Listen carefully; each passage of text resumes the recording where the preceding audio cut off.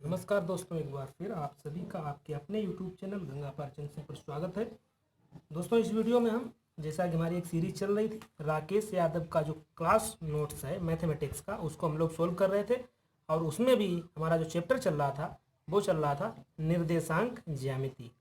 निर्देशांक ज्यामिति का जो चैप्टर हमारा चल रहा था, और उसमें जो हमने पहले पार्ट में 1 से 5 तक जो क्वेश्चन है उनको हमने सोल्व किया था। अगर उनको आपको देखना है तो डिस्क्रिप्शन में उसका लिंक है, आप देख सकते हैं। तो उससे आगे हम इस वीडियो में बात करेंगे। 5 क्वेश्चन से आगे तो हमारा जो क्वेश्चन नंबर 6 है तो वो है, देखिए, 4x plus 3y is equal to 12, 5x plus 7y is equal to 35 by x axis द्वारा बने त्रिभुज का क्षेत्रफल क्या होगा। तो त्रिभुज का क्षेत्रफल निकालना है हमें। दो रेखाएं दी हैं और एक बोला गया है एक्स एक्सिस।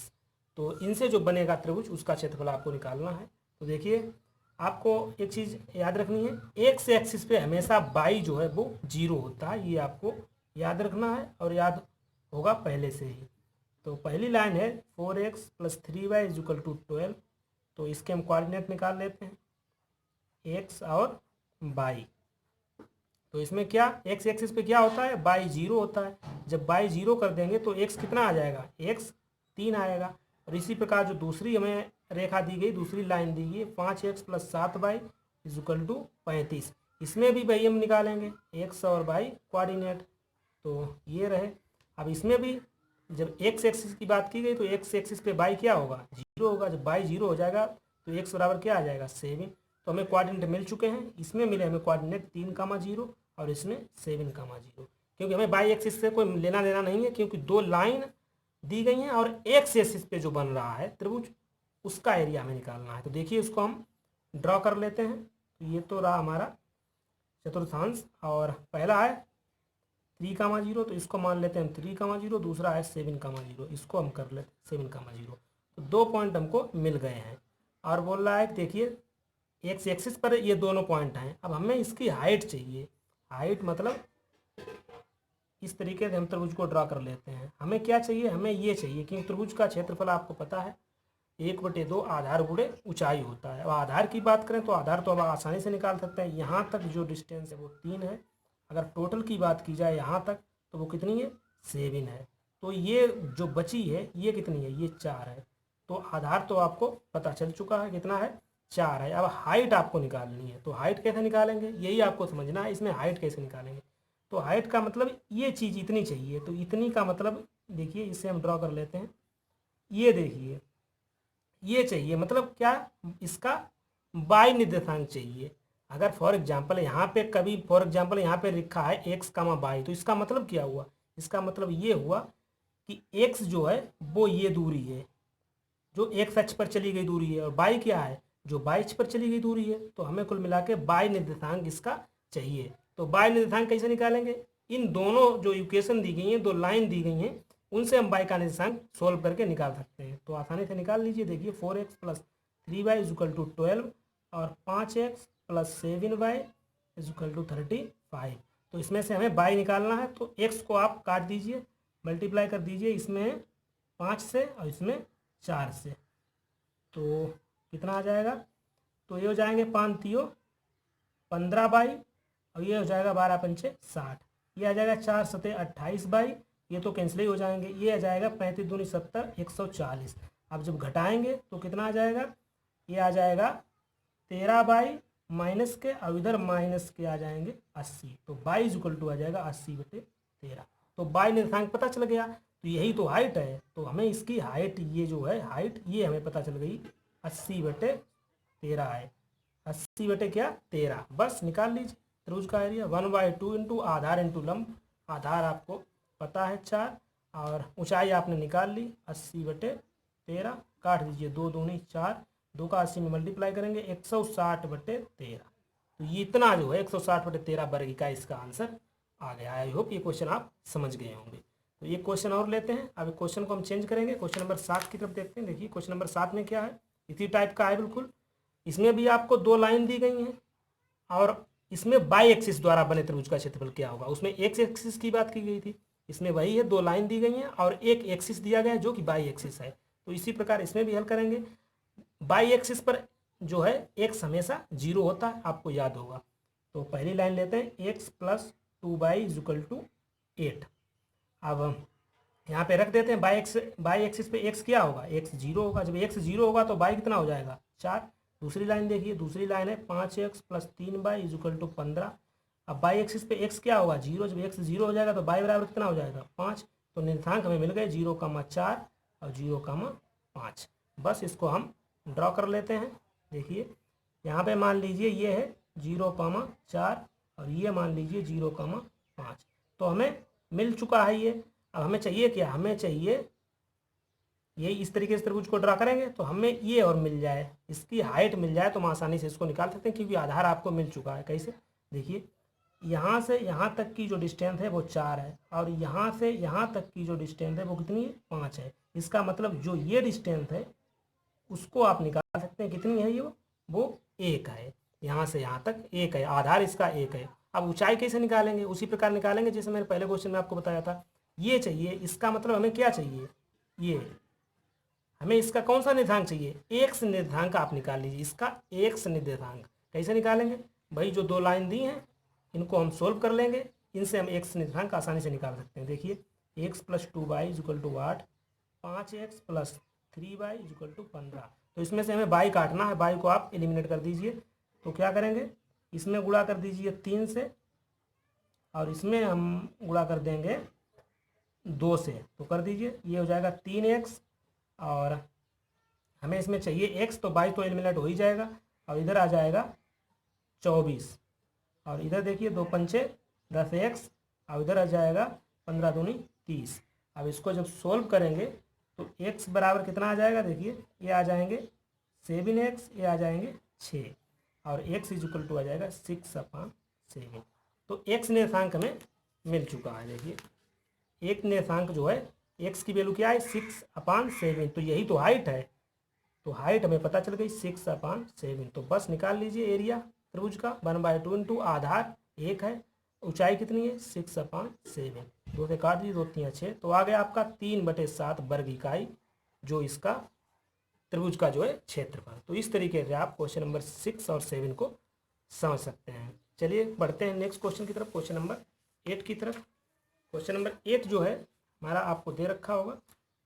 इसमें देखिए आपको क्या करना है, इस तरीके के सवाल में इसमें क्या होगा, हमें फिजिबल रीजन बताना है, हमें जो है छायांकित भाग बताना है। कैसे बताएंगे, देखिए पहले तो हम इसको, ये हमें क्वेश्चन दिया है, हम क्या करेंगे कि इसको इक्वल ले लेंगे, 4x plus 3y equal to 12 लेते हैं। अब इससे हम इसके निर्देशांक निकाल लेते हैं x बाई, इसको ड्रा करना है ना हमें। तो देखिए, तो पहले हम रख लेते हैं x बराबर 0, तो y बराबर कितना मिल जाएगा 4, फिर y बराबर 0 रखेंगे तो x बराबर 3। तो इसको हम फिगर में ड्रा कर लेते हैं। देखिए ये तो हो गया मूल बिंदु हमारा 0,0। पहला निर्देशांक हमारा है 0,4, दूसरा है 3,0। तो 0,4 3,0, ये तो हो गया 3,0, ये हो गया 0,4। तो ये जो लाइन है इसकी बात की जा रही है, ये जो लाइन है इसकी बात की जा रही है। अब आगे देखिए, अब हम क्या देखेंगे कि ये जो फिजिबल एरिया है, जो इसका जो छायांकित भाग है, ये हमें निकालना है कि इधर रहेगा छायांकित भाग या इधर रहेगा। इसको निकालने के लिए हम क्या करेंगे, कोई भी पॉइंट ले लेंगे, एक या इधर पॉइंट ले लीजिए या कोई इधर पॉइंट ले लीजिए, उससे हम क्या करेंगे इस इक्वेशन को सेटिस्फाइड करा देंगे। फॉर एग्जांपल हम इधर ही ले दे रहे हैं, यही पॉइंट इधर अगर होगा तो ये पॉइंट जो है इसको सेटिस्फाइड करेगा। तो 0,0 से हम सेटिस्फाइड करा दे रहे हैं किसको, 4x plus 3y is greater than equal 12 को। तो 0,0 x की वैल्यू 0 रखेंगे और y की 0 रखेंगे, तो is equal greater than equal 12। तो 0 इज ग्रेटर देन इक्वल 12, क्या ये पॉसिबल है, 0 12 के ना तो बराबर होगा ना 0 से बड़ा है। इसका मतलब ये है कि छायांकित भाग किधर होगा, इधर होगा। बेसिक से क्वेश्चन पूछे जाते हैं, आपको ये चीज़ें पता होनी चाहिए। तो इस तरीके से आपको निकालना है कि अगर इधर हमने इधर लिया, हमें मान लिया कि ये छायांकित भाग इधर रहेगा, तो इधर अगर रहेगा तो ये जो पॉइंट है, इधर का जो पॉइंट है वो इसको सेटिस्फाइड करेगा। अगर कर जाता तो ये किधर रहता, छायांकित भाग जो इधर हो जाता, जो सेटिस्फाइड नहीं कर रहा है इसलिए इधर होगा। एक और क्वेश्चन आप देखिए, इसी तरीके का हम देखेंगे एक और क्वेश्चन, क्वेश्चन नंबर 9 में देखिए क्या दे रखा है, ये दिया है x greater than equal minus y. तो हम इसको ले लेते हैं, x is equal to minus y लिख लेंगे। अब हम इसको ड्रा करने के लिए हमें इसके निर्देशांक चाहिए, तो निकाल लीजिए। तो जब हम x बराबर 0 रखेंगे तो y बराबर क्या आ जाएगा, 0 ही आ जाएगा। अब जब y बराबर हम 1 रखेंगे तो x बराबर क्या आ जाएगा, -1 आ जाएगा। तो इसके दो निर्देशांक हमें मिल गए हैं, एक मिल गया 0,0, एक मिल गया -1,1। अब इसको हम ड्रा कर लेते हैं फिगर में।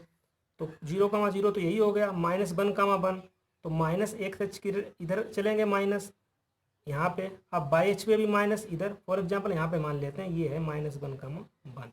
तो जो लाइन जाएगी वो इधर से होके जाएगी, ठीक है, ये लाइन होके जाएगी। अब हमें फिजिकल एरिया निकालना है कि ये इसका जो छायांकित भाग होगा वो किधर होगा। तो इस सवाल में क्या है कि आपको पॉइंट दे रखा है इसमें, इस सवाल में अगर आप देखेंगे तो ये आपको पॉइंट इसमें दे रखा है, तो और भी आसान हो गया। अब जब पॉइंट दे रखा है तो बस इस पॉइंट से हम सेटिस्फाइड करा देते हैं, इसको इस पॉइंट से सेटिस्फाइड करा देते हैं। सेटिस्फाइड हो रहा है तो इसका एरिया इधर होगा, नहीं तो इसके अपोजिट होगा। तो इससे सेटिस्फाइड कराइए। देखिए हम x is greater than equal minus by में क्या रखेंगे, x इज इक्वल टू 1 रख दीजिए, y इज इक्वल टू 1 रख दीजिए। तो क्या आएगा, 1 इज ग्रेटर देन इक्वल -1। तो इसमें अगर देखें 1 इज ग्रेटर देन -1 तो होगा, पर 1 1 के बराबर 1 जो है -1 के बराबर तो नहीं होगा। फिलहाल में एक कंडीशन तो सेटिस्फाइड हो रही है, तो कोई एक कंडीशन भी सेटिस्फाइड होगी तब भी हम इससे निकाल सकते हैं। इसका मतलब कि इसका जो छायांकित भाग होगा वो किधर होगा, इधर होगा। कम से कम एक सेटिस्फाइड हो रही है ना, तो एक भी कंडीशन अगर सेटिस्फाइड हो रही है तो हम उधर उसका छायांकित भाग करेंगे। तो आई होप ये चीज़ आपको समझ में आ रही होगी। चलिए अगले सवाल की तरफ बढ़ते हैं, क्वेश्चन नंबर 10 की तरफ। क्वेश्चन नंबर 10, क्वेश्चन नंबर 10 जो है वो देखिए किस तरीके से क्वेश्चन एग्जाम में पूछा जाता है, उस तरीके का क्वेश्चन है। क्वेश्चन एग्जाम में जो आएगा वो इस तरीके से आएगा। देखिए आपको ऑप्शन दिए हैं, आपसे ये पूछा गया कि ये जो है इसका जो है इसका जो ये फिगर है ये किसका आंसर है, कौन सा ऑप्शन इसमें सही है। तो अगर आप इसको देखेंगे तो एक चीज़, इसको देखने से पहले आपको एक चीज़ और पता होनी चाहिए। फॉर एग्जांपल ये है, अगर आपसे पूछे कि इसका आप समीकरण बताइए, इस रेखा का आप समीकरण बताइए, तो आपको पता होगा कि इसका समीकरण होता है y बराबर x भी कह सकते हैं या x is equal to y भी कह सकते हैं। और इसका समीकरण क्या होता है, इसका समीकरण होता है y is equal to -x या x is equal to -y। ये चीज़ें आपको पता होंगी। तो ठीक है, तो आपको ये फिगर दे रखा है और इसमें एक पॉइंट भी इन्होंने क्वेश्चन में ही दे रखा है ये। तो आप चेक करिए इसको। तो इसको हम मान के चलते हैं। अब एक चीज़ तो यहाँ पे क्लियर हो गई, ये जो लाइन है ये किसकी लाइन है, ये y is equal to x की है, या y is equal to x कहेंगे या x is equal to y कहेंगे। तो यहाँ से दो ऑप्शन तो अपने आप कैंसिल हो जाते हैं, ये तो हो ही नहीं सकते हैं। ठीक है, अब इन ऑप्शन को आप देख लीजिए, इनको आप देखिए, सेटिस्फाइड कराइए।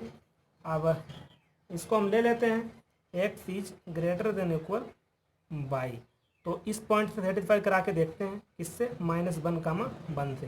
तो -1 ग्रेटर देन इक्वल 1 क्या आया था, पॉसिबल है, बिल्कुल नहीं है। तो ये भी नहीं हो सकता है। तो इसका मतलब हमारा जो आंसर है वो ऑप्शन नंबर बी सही है।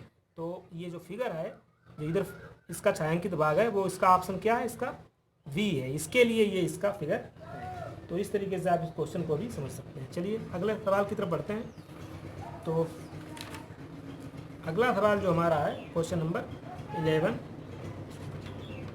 वो है आपको दे रखा है mod x plus mod y is equal to 4 द्वारा बनी आकृति का क्षेत्रफल ज्ञात करना है।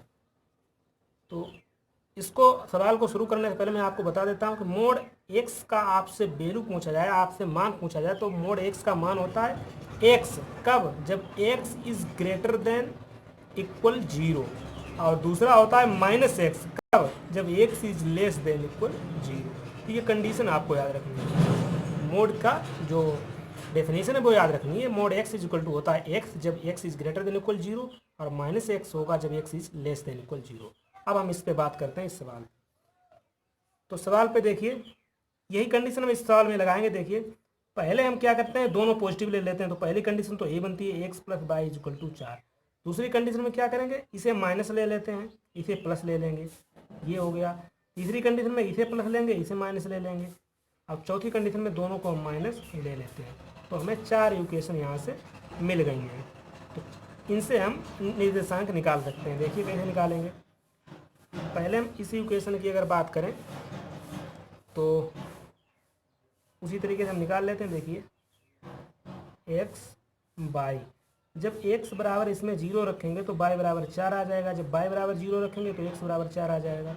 इसी प्रकार इससे देखेंगे तो इससे हमें निर्देशांक मिले, कौन कौन से मिले, 0,4 और 4,0। इसी प्रकार इसमें देखिए जब x बराबर 0 रख देंगे तो y बराबर क्या आ जाएगा, y बराबर आ जाएगा 4। जब y बराबर 0 रखेंगे तो x बराबर आ जाएगा -4। तो यहाँ से भी दो निर्देशांक हमें मिले हैं, क्या मिले हैं, 0,4 और -4,0। इसी प्रकार इसको भी हम सोल्व करते हैं। जब x बराबर 0 रखेंगे तो y बराबर -4 और जब y बराबर 0 रखेंगे तो x बराबर 4। तो यहाँ से भी निर्देशांक निकल के आया 0,-4 और 4,0। अब इसकी बात करेंगे, x बराबर 0 रखेंगे तो y बराबर -4 आ जाएगा, जब y बराबर 0 रखेंगे तो x बराबर -4। तो यहाँ से भी दो निर्देशांक निकल के आए हैं हमें। पहला निकल के आया 0,-4, दूसरा निकल के आया -4,0। तो इन जो भी ये निर्देशांक निकल के आए हैं इनको हम एक फिगर में, एक चित्र में ड्रा करते हैं। देखिए ये रहा हमारा फिगर। पहला करते हैं 0,4, ये रहा 4,0 और ये रहा 0,4।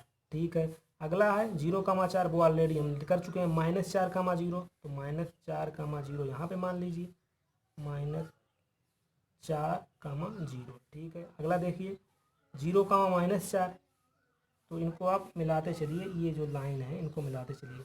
ठीक है, -4,0 बन चुका है। अब करिए 0,-4, 0,-4 कहाँ रहेगा, इधर रहेगा 0,-4। तो बस इनको मिला दीजिए, ये हमारा मिला है। तो ये आकृति मिली है, इसका एरिया आपसे पूछा गया है इस सवाल में।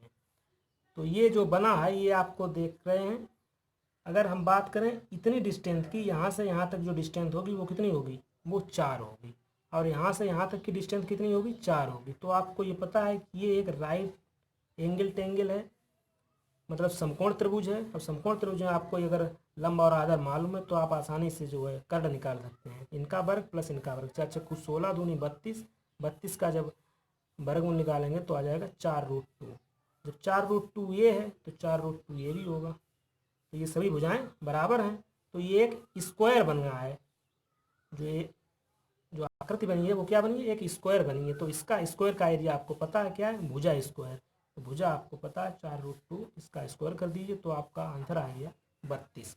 तो इसके द्वारा बनी आकृति का क्षेत्रफल क्या है, 32। ये तो लॉन्ग मेथड था, इस जो मैंने बताया। अगर आपको शॉर्ट में लगाना है उसकी भी एक ट्रिक है। देखिए कौन सी ट्रिक है, 1 सेकेंड के अंदर आप उसको लगा सकते हैं। फॉर एग्जाम्पल अगर आपको दिया है mod x plus mod y equal to k, की वैल्यू कुछ भी हो सकती है, 3, 4, 5, 6 कुछ भी हो। ये कंडीशन आपको ध्यान रखनी है। अगर mod x plus mod y equal to k दिया है तो अगर आपसे पूछा गया है कि इससे जो एरिया बन रही है उसका क्षेत्रफल हमें बताइए, तो आपको कुछ नहीं करना है, बस इतना कर देना है 2k²। तो आई होप ये ट्रिक आप समझ गए होंगे। अब अगर इसी सवाल में हम अप्लाई करें इस ट्रिक को, देखिए इस सवाल में हमें दे रखा था mod x plus mod y equal to 4, और पूछा गया इससे जो आकृति बन रही है उसका क्षेत्रफल निकालिए। तो इसका हमने ट्रिक क्या बताया, 2k²। k का मान यहाँ पे क्या है, 4, 4 चक 16, 16 दूनी 32। डायरेक्ट आप इसका आंसर निकाल सकते हैं 1 सेकेंड के अंदर। तो ये चीज़ आपको याद रखनी है। अब एक और कंडीशन देखते हैं। फॉर एग्जाम्पल अगर आपको दिया है mod x plus y equal to k, किसी सवाल में दिया है, फॉर एग्जाम्पल दोनों संख्याओं पे मोड नहीं दिया गया है, और या आपको दिया है x plus mod y equal to k दिया है, तब इसके लिए आप क्या ट्रिक लगाएंगे। और पूछा गया कि इससे जो बनी आकृति है उसका क्षेत्रफल आप बताइए, तब आप लगाएंगे क्षेत्रफल इक्वल टू k²। मतलब अगर आपको फॉर एग्जांपल आपको दिया है mod x plus y equal to 4 और पूछा गया है कि इससे बनी आकृति का आप क्षेत्रफल बताइए, तो आप डायरेक्ट इसका स्क्वायर कर दीजिए, यही आपका आंसर हो जाएगा। फॉर एग्जांपल आपको दिया है x plus mod y is equal to 5। आपसे पूछा गया कि इससे बनी आकृति का क्षेत्रफल बताइए, तो आप डायरेक्ट कर दीजिए 25, आपका आंसर आ जाएगा। तो इस तरीके से ये शॉर्ट ट्रिक है। शॉर्ट ट्रिक और बेसिक मैंने दोनों आपको बता दिए, दोनों समझ में आ गए होंगे। चलिए बढ़ते हैं अगले सवाल की तरफ। अगले सवाल की तरफ बढ़ने से पहले मैं कुछ फार्मूले आपको बताता हूँ। कुछ फार्मूले हैं हमारे पास, तो उनको भी आप देखते चलिए। जैसे फॉर एग्जांपल आपको दो बिंदु दिए हैं, एक बिंदु आपको दिया है ए और दूसरा बिंदु दिया है आपको बी। ए के निर्देशांक आपको दिए हैं x1 y1, बी के दिए हैं x2 y2। आपसे पूछा गया है ए और बी के बीच की दूरी बताइए, तो आपको फार्मूला याद होना चाहिए। बीच की दूरी का फार्मूला होता है y2 माइनस y1 का whole square plus x2 minus x1 का होल स्क्वायर। या आप उल्टा भी कैसे भी इसको ले सकते हैं, ऐसे भी ले सकते हैं x2 माइनस x1 का whole square plus y2 minus y1 का होल स्क्वायर। तो ये है दो बिंदुओं के बीच की दूरी का फार्मूला। और नेक्स्ट देखते हैं। तो फॉर एग्जांपल आपसे एक ट्रायंगल दिया गया है और उसके जो है निर्देशांक आपको पता है। इसके पता है x1 y1 है, इसके आपको पता है x2 y2 है और इसके x3 y3 है। और आपसे पूछा गया कि इसके केंद्रक के निर्देशांक आप बताइए, केंद्रक के निर्देशांक। तो इसका फार्मूला होता है x1 plus x2 plus x3 बटे 3 y1 plus y2 plus y3 बटे 3। ये हो गए केंद्रक के निर्देशांक। अगर इसी त्रिभुज में आपसे पूछा गया ट्रायंगल जो बना है इसका एरिया बताइए, तो इसके एरिया का जो फार्मूला होता है वो होता है 1/2 into x1 y2 minus y3 plus x2 y3 minus y1 plus x3 y1 minus y2। तो ये चीज़ें जो हैं आपको याद होनी चाहिए निर्देशांक ज्यामिति में। और एक और फार्मूला देखते हैं। देखिए, अगर फॉर एग्जांपल आपको एक बिंदु ए दिया है और एक बिंदु आपको बी दिया है। ए के निर्देशांक आपको पता है x1 y1 और बी के भी पता है x2 y2। आपसे पूछा गया कि इसके मध्य बिंदु जो है, इसका जो मध्य बिंदु है उसके निर्देशांक आप बताइए। तो आपको कुछ नहीं करना है, आपको लगा देना है x1 प्लस x2 बटे 2 y1 प्लस y2 बटे 2, जो कि होते हैं मध्य बिंदु के निर्देशांक। तो ये चीज़ें आपको पता होनी चाहिए। चलिए अगले सवाल की तरफ बढ़ते हैं। Question number 12।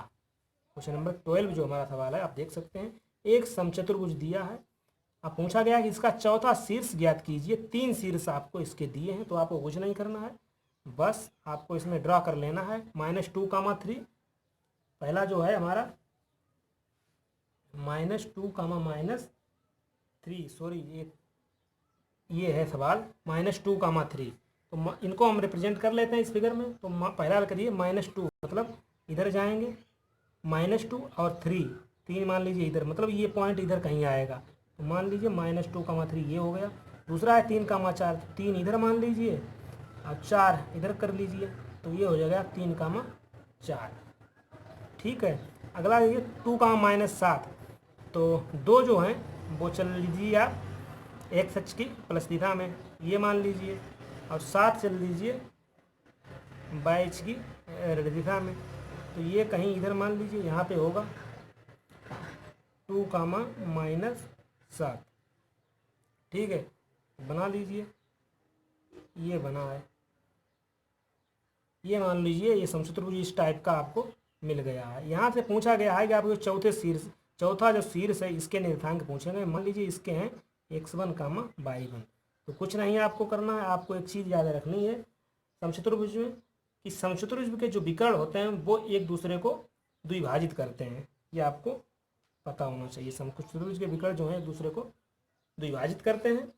अब द्विभाजित करेंगे तो इनका जो इस विकर्ण का जो मध्य बिंदु होगा वो सेम इस जो विकर्ण के मध्य बिंदु के बराबर होगा। बस इतना आपको याद रखना है, बस कुछ नहीं करना है। देखिए, इनका मध्य बिंदु के निर्देशांक निकाल लीजिए। मध्य बिंदु के निर्देशांक मैं आपको बता चुका हूँ।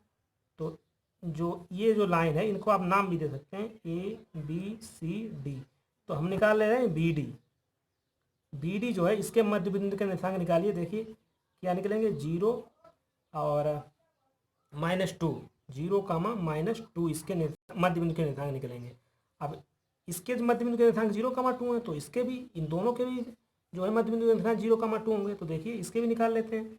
तो x1 + 3/2 इसके बराबर क्या हो जाएगा, पहला वाला 0। तो x1 बराबर क्या आ जाएगा, x1 बराबर आ जाएगा -3। इसी प्रकार दूसरा देखिए, y1 + 4/2 = -2। ठीक है, तो y1 = जब कैलकुलेट करेंगे कितना आ जाएगा, ये उधर जाएंगे, 2 दूनी 4 हो जाएंगे और जो आ जाएगा -8। तो आपको चौथे शीर्ष के जो निर्देशांक आपको पता चल गए हैं, कितने हैं, -3, -8। ऑप्शन से भी आप इसको लगा सकते थे। कैसे लगा सकते थे, आपको पता है कि चौथा शीर्ष जो है थर्ड क्वाड्रेंट में आ रहा है, तीसरे चतुर्थांश में आ रहा है। अगर ऑप्शन में आपको ऐसा ऑप्शन दिया है जिसके दोनों निर्देशांक माइनस में दिए गए हैं, तो आप डायरेक्ट हिल कर सकते हैं, क्योंकि ये जो थर्ड क्वाड्रेंट में आ रहा है। तो इस तरीके से क्वेश्चन को आप लगा सकते हैं। क्वेश्चन नंबर 13 की तरफ देखते हैं। क्वेश्चन नंबर 13, इसमें आपसे क्या पूछा गया है, दो बिंदु दिए हैं P और Q, और पूछा गया है कि बाई एक्सिस जो लाइन है PQ को किस अनुपात में बांटेगी, विभाजित करेगी। तो इसमें हम मान लीजिए, देखिए ये जो है PQ को जो है हमने माना है, मान लेते हैं K/1 के अनुपात में जो है ये बांटेगी। किसमें, K/1 के अनुपात में। तो बस इसको लगाइए। देखिए अब बाई एक्सिस की बात की गई तो आपको पता होना चाहिए कि बाई एक्सिस पे जो है x हमेशा 0 होता है। तो इसका x निर्देशांक निकालिए। कैसे निकालेंगे x निर्देशांक, देखिए हम क्या करेंगे, इसका इसमें मल्टीप्लाई कर दीजिए, -3। 7 का किसमें कर देंगे, 7 का इसमें कर दीजिए, 7k/k+1। तो ये हो गया। अब बस इतना ही आपको ज़्यादा लगाना है। अगर लगा सकते हैं, दोनों निर्देशांक निकालना चाहें दोनों निकाल सकते हैं। दोनों कैसे निकालेंगे, पहला हमने निकाल लिया, दूसरा निकाल लीजिए। अब दूसरा कैसे निकालेंगे, 1 का 7 करेंगे, आ जाएगा 7। और अब 5 का जब k में करेंगे तो आ जाएगा 5k/k+1। तो हमें पता है कि इसमें बोला गया बाई एक्सिस, तो बाई एक्सिस पे x हमेशा जो है 0 होता है। तो -3 + 7k/k+1 = 0। तो इसको हम कैलकुलेट करते हैं, -3 + 7k = 0। तो 7k बराबर 3 आ जाएगा, k बराबर आ जाएगा 3/7। तो इसका जो रेशियो निकल के आया, जो इस अनुपात में जो इसको बांटेगा, तो वो बांटेगा 3/7 के अनुपात में जो है इसको बांटेगा। तो इस तरीके से आप इसको लगा सकते हैं। तो अगले सवाल की तरफ बढ़ते हैं। Question number 14। क्वेश्चन नंबर 14 देखिए क्या पूछा गया है। क्वेश्चन नंबर 14 को देखने से पहले कुछ फार्मूले और हैं, यहाँ पे बताता हूँ। देखिए पहला फार्मूला है, जैसे m = tan थीटा होता है। m क्या है, m प्रवणता है, इसको स्लोप कहते हैं। m क्या है, प्रवणता, और इसको स्लोप कहते हैं। m = होता है tan थीटा। अब फॉर एग्जांपल आपको दो बिंदु दिए हैं, x1, y1, और एक दिया है x2, y2। आपसे पूछी गई है इसकी प्रवणता निकालिए, इन दो बिंदुओं की प्रवणता निकालिए। तो प्रवणता का फार्मूला आपको याद रखना है, क्या होता है, y2 - y1/x2 - x1। अगर दो बिंदु दिए हैं तो आपको ये फार्मूला लगाना है प्रवणता निकालने के लिए। और अगर आपको कोई रेखा दी है, फॉर एग्जांपल आपको दिया है 4x + 3y = 12, इसकी आपसे प्रवणता पूछी गई, इसका आपको स्लोप निकालना है। तो आप इसका फार्मूला जो होता है प्रवणता का, वो होता है -x का गुणांक / y का गुणांक। बस, तो माइनस लगा दीजिए। x का गुणांक यहाँ पे 4 है, y का गुणांक 3 है। तो इस तरीके से आप इसको लगा सकते हैं। और वैसे भी इसको लगा सकते हैं प्रवणता रूप, जैसे रेखा का प्रवणता रूप क्या होता है, y बराबर होता है mx + c। m जहाँ पे होती है प्रवणता होती है। तो इस तरीके से भी आप इसको सोल्व कर सकते हैं। तो चलिए क्वेश्चन नंबर 14 देखते हैं। क्वेश्चन नंबर 14 हमारा है, √3y - 3x = 5। इसमें स्लोप निकालना है, हमें थीटा निकालना है। थीटा की वैल्यू इसमें पूछी गई है। तो कुछ नहीं इसमें करना है, देखिए किस तरीके से निकालेंगे। इसको हम चेंज कर लेते हैं रेखा के प्रवणता रूप में। क्या होता है प्रवणता रूप, y बराबर mx + c को कहते हैं रेखा का प्रवणता रूप। इस रूप में इसको चेंज करते हैं। तो y तो इधर रखेंगे, इसे इधर भेज दीजिए, तो यह आ जाएगा 3x + 5। अब यहाँ पे सिर्फ y रखना है, तो √3 का इसमें डिवाइड कर दीजिए, 3x/√3 + 5/√3। और कैलकुलेशन इसकी करेंगे तो यह आ जाएगा √3x + 5/√3। अब इसकी हम कंपैरिजन कर देंगे किससे, y बराबर mx + c से। तो यम की जगह अगर आप ध्यान से देख रहे होंगे तो यम बराबर हमें पता चल गया, यहाँ पे क्या है √3 है। और यम बराबर आपको ये भी पता होगा कि टेन थीटा होता है, तो टेन थीटा बराबर √3 है, जो कि 60 डिग्री का मान होता है। तो थीटा इक्वल टू आपको पता चल गया 60।